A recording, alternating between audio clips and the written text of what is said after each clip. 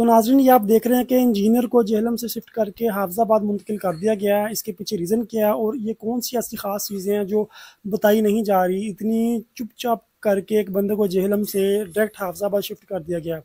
اس کے پیچھے جو مین وجہ ہے وہ اسٹوڈنٹس کے لیے جاننی بہت ضروری ہے، کیونکہ جو لوگ انجینئر صاحب کو پسند کرتے ہیں، ان کو سنتے ہیں، ان کے لیے بہت اہم چیز ہے کہ آخر اس کے پیچھے کیا وجہ ہے کہ جو کسی کو بتائے بغیر اس کو وہاں سے شفٹ کیا گیا۔ تو اس کے پیچھے جو مین ریزن ہے نا وہ یہ ہے کہ جہلم سٹی کی جو سینٹر جیل تھی جہاں پہ اس کو رکھا گیا تھا، وہاں پہ جتنا بھی پلمبر کا کام تھا، ٹوٹیاں خراب تھی ان کے شاور خراب تھے، وہ سب کموڈ وغیرہ سے لے کے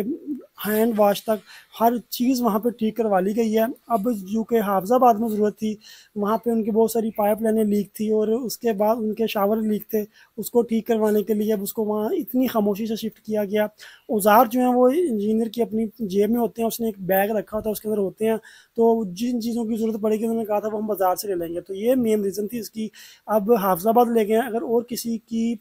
کوئی ٹوٹیاں لیک ہیں یا کسی نے کوئی کام کروانا ہے تو وہ پنجاب پولیس سے رابطہ کر سکتا ہے، وہ وہاں بھی آ کے اس کو ٹھیک کروا دیں گے۔ تو باقی سب کے اوپر آپ کی کیا رائے ہے، کمنٹ باکس میں لازمی بتائیے۔